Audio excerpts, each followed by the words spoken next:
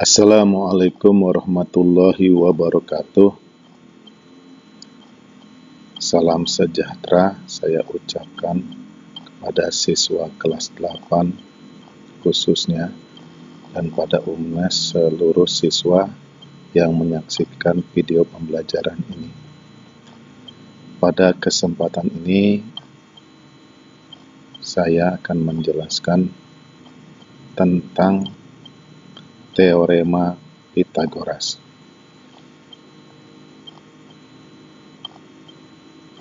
Pelajaran teorema Pythagoras ini akan dibagi menjadi beberapa bagian.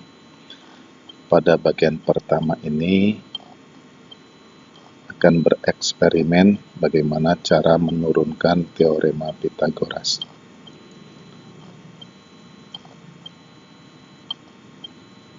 Ini gambar Pythagoras.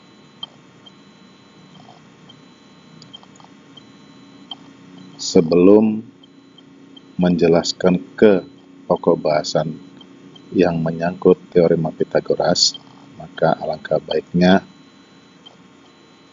disajikan sejarah singkat Pythagoras.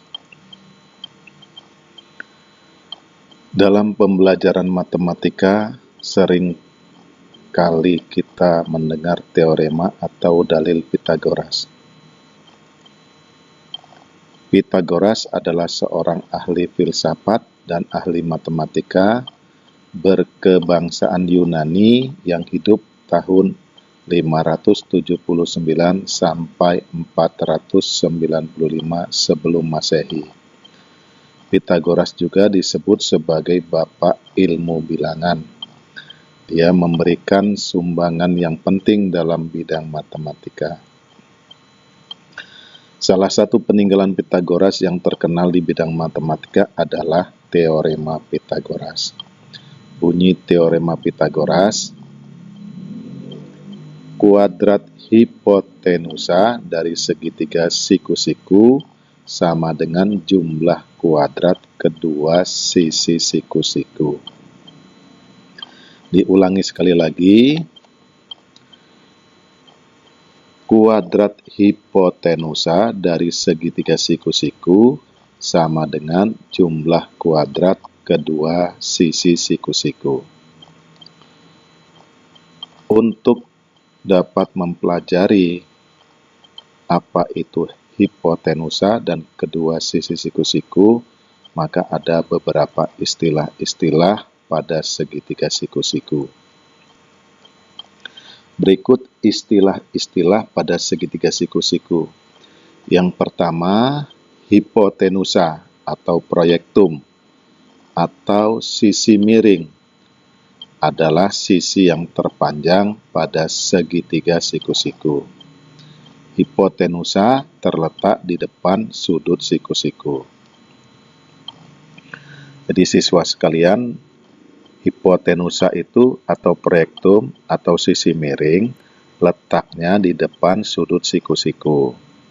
Jadi walaupun segitiganya dimiringkan ke kiri, dimiringkan ke kanan, atau dibolak-balik, pedoman yang paling utama dalam menentukan hipotenusa adalah di depan sudut siku-siku.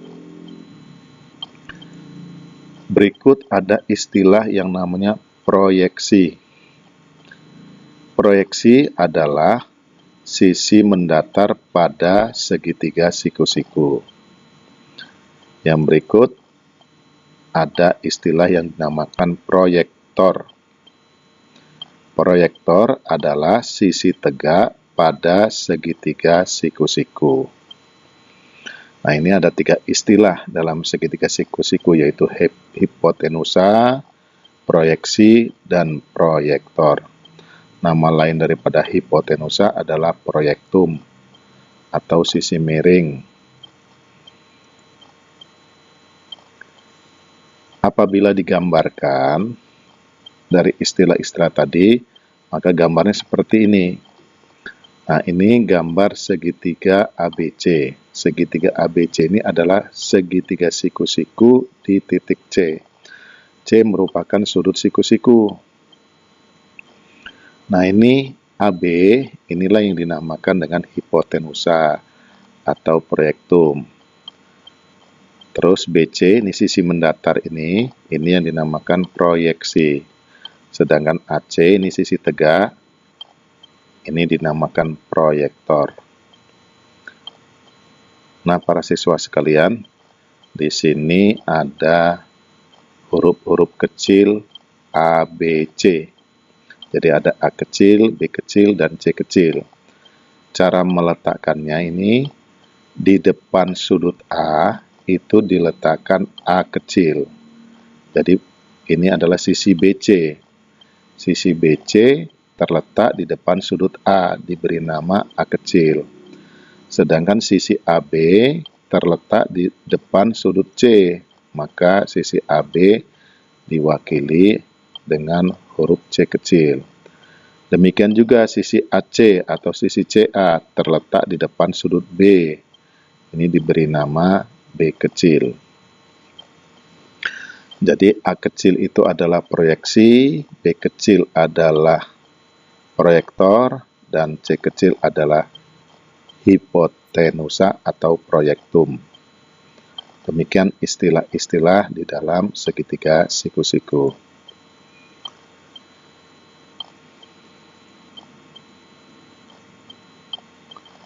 Nah, proyeksi dan proyektor adalah sisi siku-siku pada segitiga siku-siku. Jadi kalau diperhatikan bahwa ini proyeksi proyektor atau sisi BC dan sisi CA. Ini adalah sisi siku-siku. Para siswa sekalian, mari kita sama-sama menemukan teorema Pythagoras.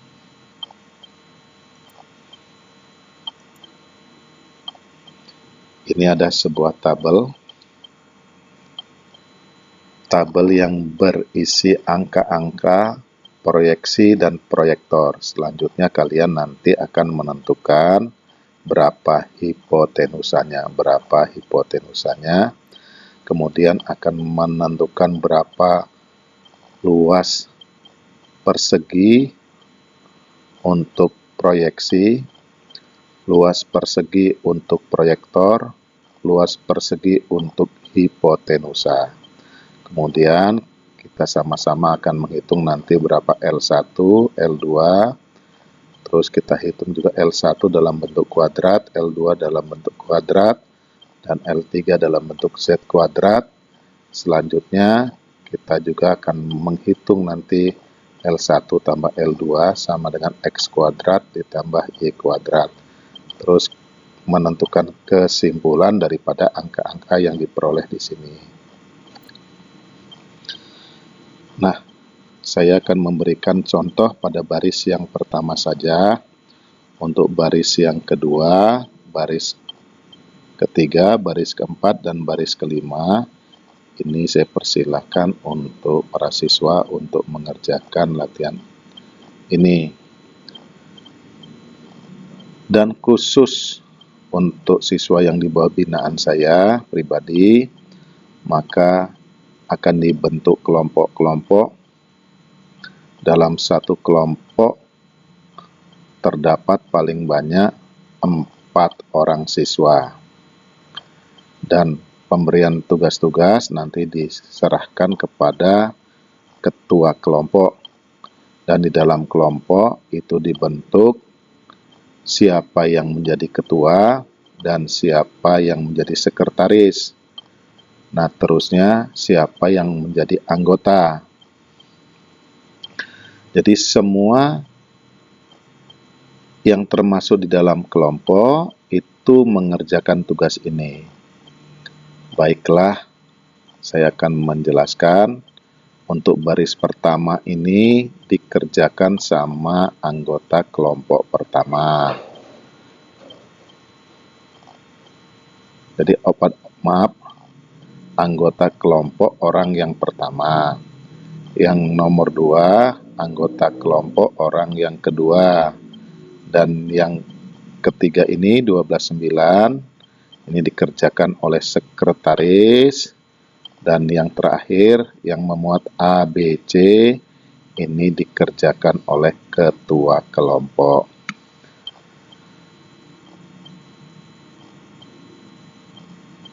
Apabila dalam satu kelompok itu ada 3 orang, maka anggota kelompok itu mengerjakan, ini baris yang ini 86, terusnya 12.5, sedangkan sekretaris mengerjakan nomor yang ketiga, yaitu proyeksi 12 dan proyektor 9, dan ketua kelompok mengerjakan yang terakhir, yaitu ABC. Jadi apa saja tugas daripada sekretaris? Nah, sekretaris nanti menerima laporan daripada masing-masing anggota dan ketua, kemudian membuat tabel seperti ini, mendata seluruh angka-angka di sini. Dan terusnya untuk ketua kelompok ini adalah mengkoordinasi teman-temannya dalam mengerjakan soal-soal yang ada di dalam tabel ini. Kemudian menyerahkan ini kalau sudah selesai kepada guru matematikanya, yaitu saya pribadi. Ini yang di bawah binaan saya. Baiklah, saya akan menjelaskan bagaimana cara menurunkan teorema Pythagoras. Yang perlu dipersiapkan anak-anak sekalian, yang pertama adalah kertas berpetak, yang kedua pensil trackpen, yang ketiga penggaris, dan yang keempat adalah ballpoint. Nah, setelah itu dipersiapkan semua, maka barulah kita bisa melaksanakan melukis segitiga siku-siku untuk membuktikan teorema Pythagoras. Baiklah, saya akan menguraikan teorema Pythagoras, menggambarnya teorema Pythagoras dengan menggunakan program Excel, yaitu Microsoft Excel 2019.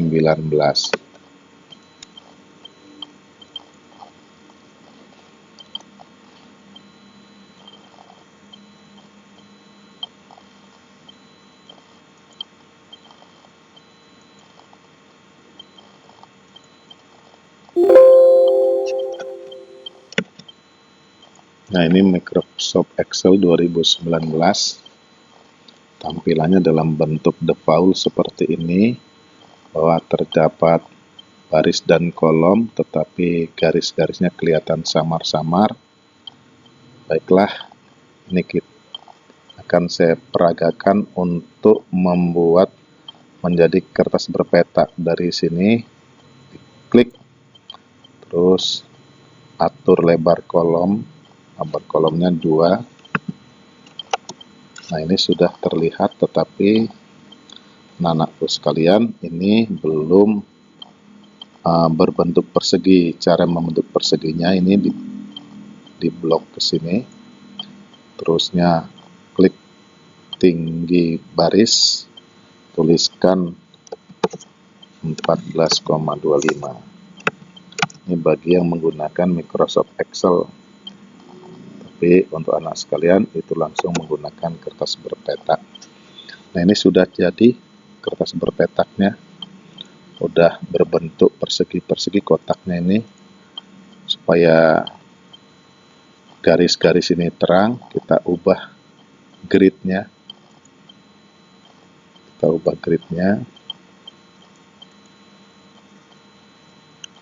Saya ubah menjadi warnanya warna merah. Ini ada grid line color, kita ubah grid color. Nah, sudah menjadi garisnya merah-merah.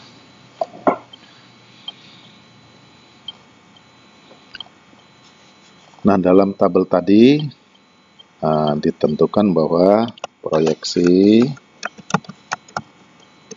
atau sama dengan X itu sama dengan 4 kotak dan proyektor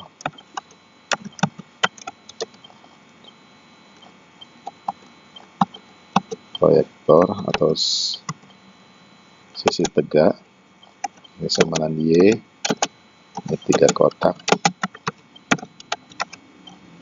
Selanjutnya kita akan menentukan berapa hipotenusa. Kita lukis segitiganya.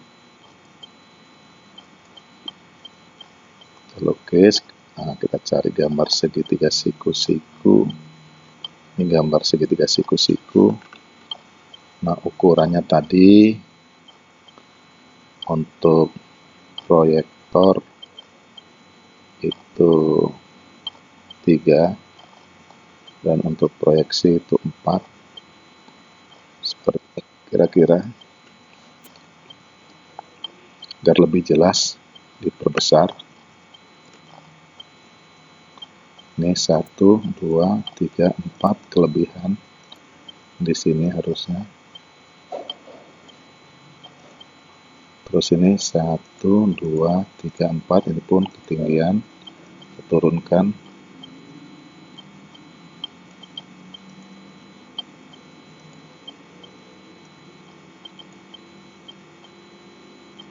Ini kurang tinggi dikit.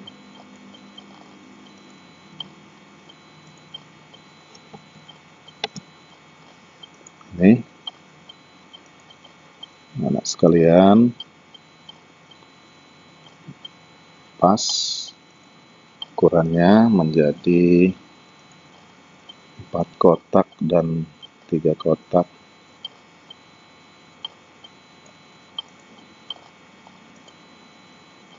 Kita hilangkan tanda arsiran ini.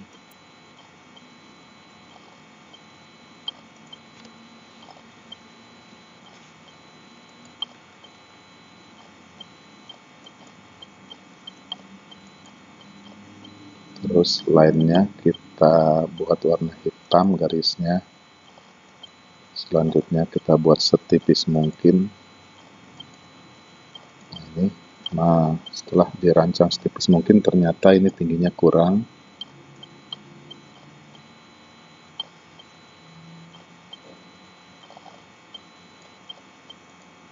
Kira-kira demikian sudah pas.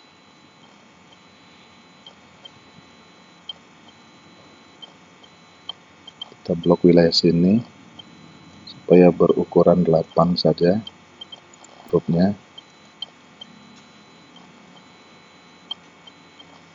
Anak sekalian, kita hitung luas di wilayah sini nih, wilayah proyeksi. Kita buat persegi sesuai dengan panjangnya tadi, yaitu 8 kotak. Kita buat warna hitam saja.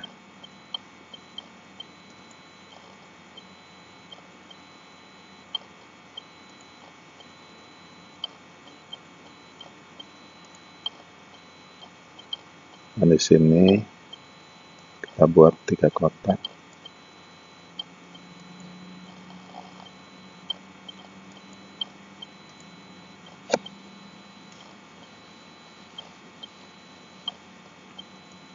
Jadi ini sudah terlihat tampak sekali. Kita tebalkan biar kelihatan nyaman.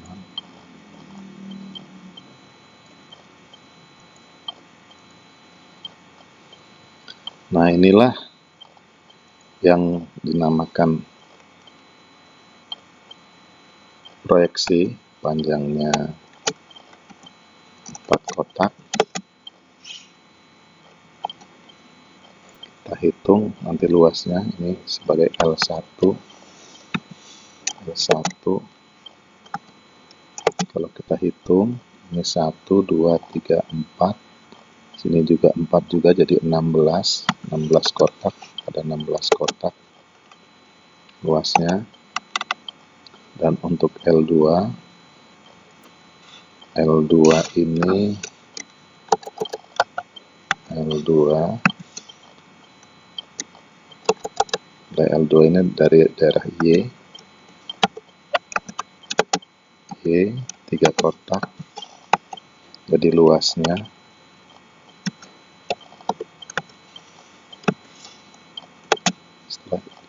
mari kita hitung 1, 2, 3, 4, 5, 6, 7, 8, 9 kotak luasnya.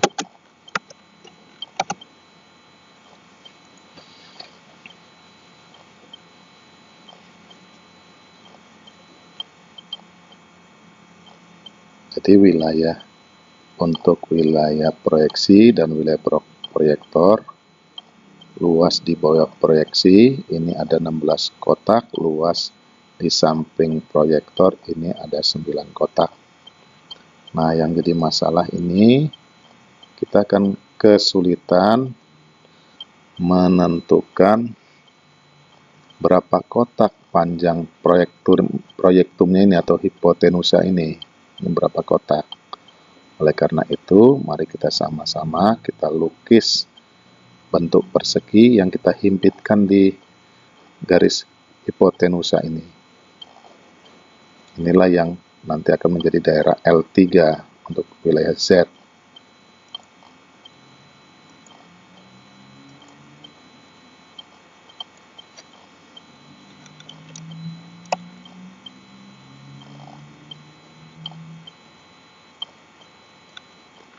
Kira-kira seperti ini. Kita geserkan ke sini sedikit. Terus arsirannya kita buang. Outline-nya kita buat hitam. Kita buat sekecil mungkin. Selanjutnya kita putar, ini ada rotate. Pilih more rotation.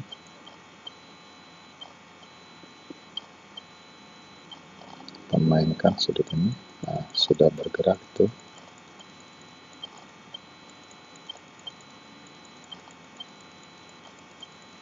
Kita gerakkan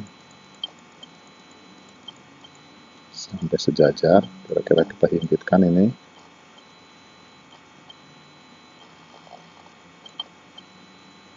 Ini sudah pas. Panjangnya kurang sedikit lagi.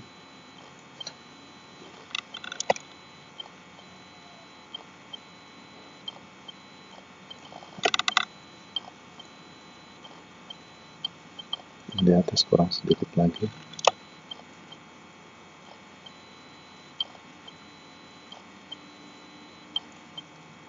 Ya, pas. Nah, inilah L3.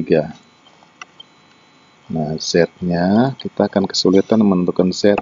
Z-nya itu ada berapa kotak. Terus L3.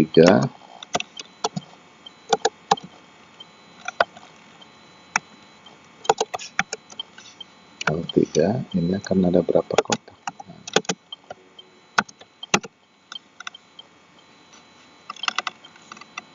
Z-nya juga ini berapa ini?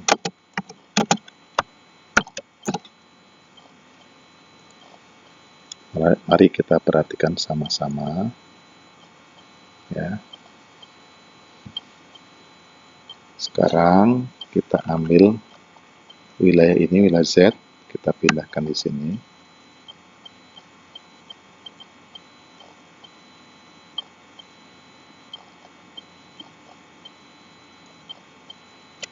Ini kita putar.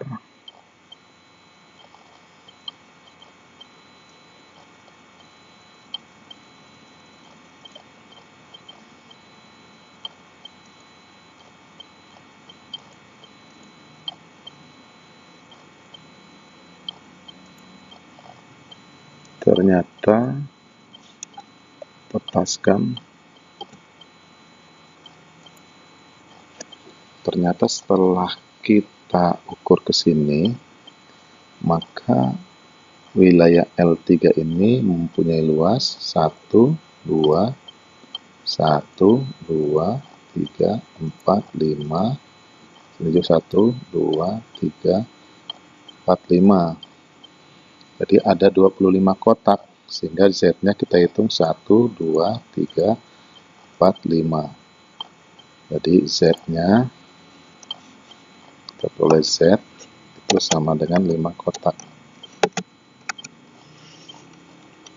Terus luasnya, luas L3 itu ada 25 kotak.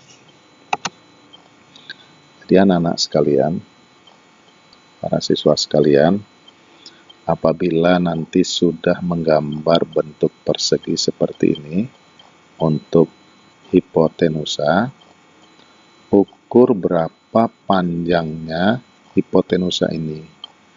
Setelah diukur dengan mistar nanti, rentangkan ke sini. Ya, panjang ini rentangkan ke sini. Terus dibuat kotak yang panjangnya sama. Nah, kalau ini bukan kotak, maaf, bentuk persegi yang panjang sisinya sama. Jadi dalam hal ini ketemu panjangnya 5 kotak. 1, 2, 3, 4, 5. Ke atas juga 5 kotak. 1, 2, 3, 4, 5.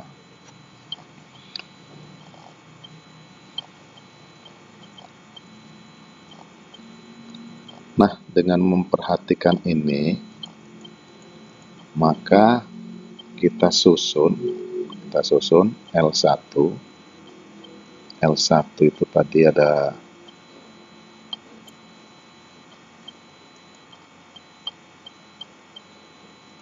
ada 16 kotak ini L1 16, terus L2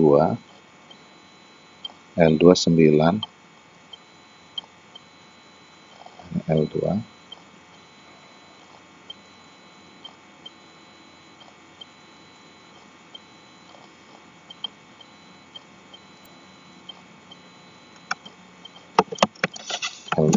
ini 9,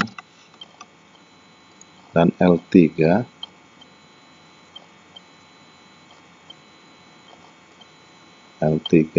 25,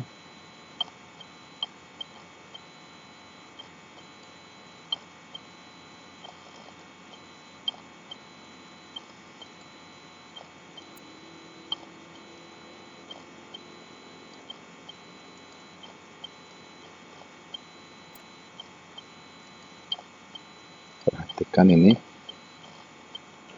L3 25.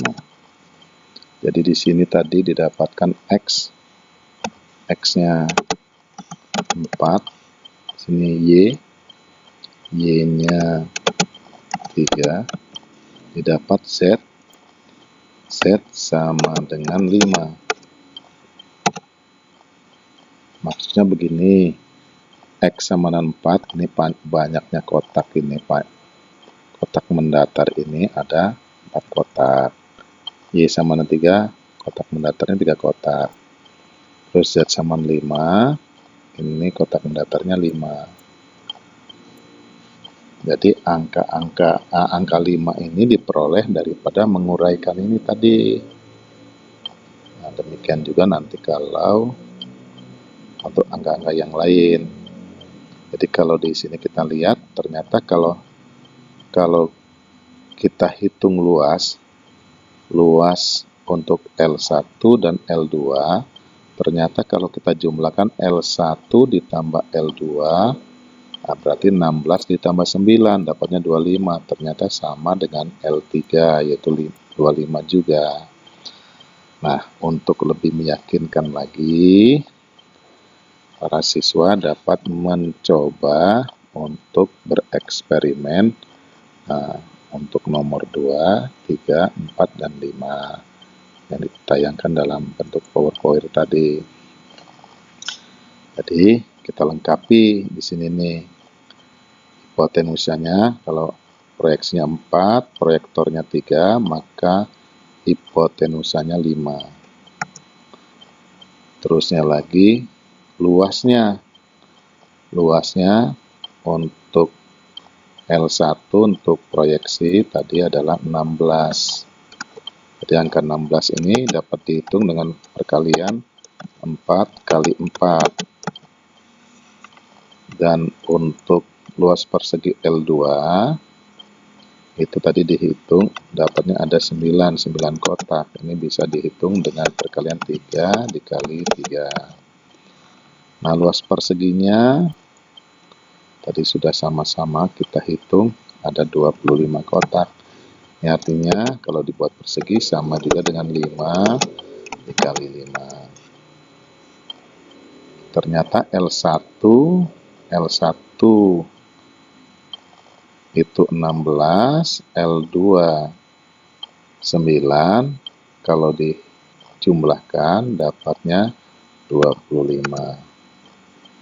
Jadi L1 kalau disajikan dalam bentuk kuadrat, ini kan 4 kali 4 sama juga dengan 4 berpangkat 2. 4 pangkat 2 atau 4 kuadrat. Nah, demikian juga ini kalau disajikan bentuk kuadrat, ini dapatnya 3 pangkat 2. Kemudian L3 juga kalau disajikan bentuk kuadrat, tadi dapatnya 25, sama juga dengan 5 pangkat 2.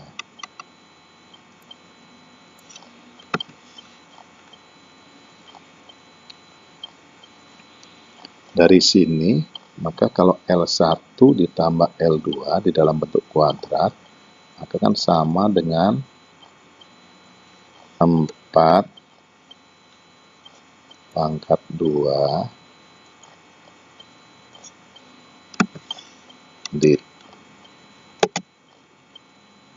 ditambah, maaf ini kecil sekali, atur font, tambah 3 pangkat 2.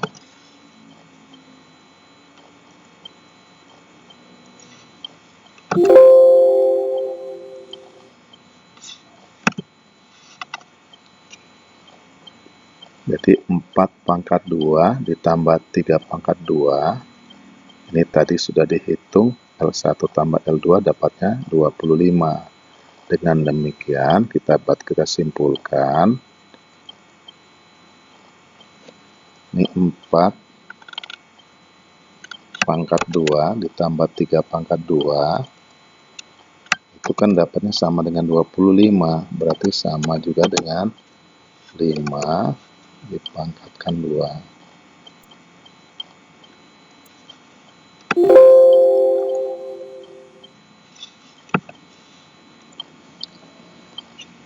Jadi para siswa sekalian, inilah tabel untuk baris pertama yang bisa dapat diisikan. Ternyata kalau ada segitiga berukuran 4 kotak dan 3 kotak, maka hipotenusanya adalah 5 kotak. Luas untuk wilayah proyeksi, di wilayah proyeksi itu adalah 16 dan untuk proyektor adalah 9. Dengan demikian, luas hipotenusanya didapat 25. Kan tetapi kalau kita hitung juga L1 tambah L2, maka diperoleh 16 ditambah 9. Ini sama dengan dapatnya 25 juga. Nah, L1 kalau disajikan dalam bentuk kuadrat, ini dapatnya 4 pangkat 2. Dan L2 kalau disajikan dalam bentuk kuadrat, sama dengan 3 pangkat 2. Demikian juga L3 kalau disajikan dalam bentuk kuadrat, dapatnya 5 pangkat 2.